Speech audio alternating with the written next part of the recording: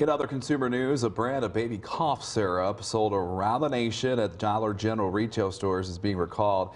Kingston Pharma is recalling one lot of its 2 fluid ounce size bottles of DG Health Naturals baby cough syrup plus mucus due to problem health risks. That's a big name, so make sure you jot it down. Kingston Pharma is recalling one.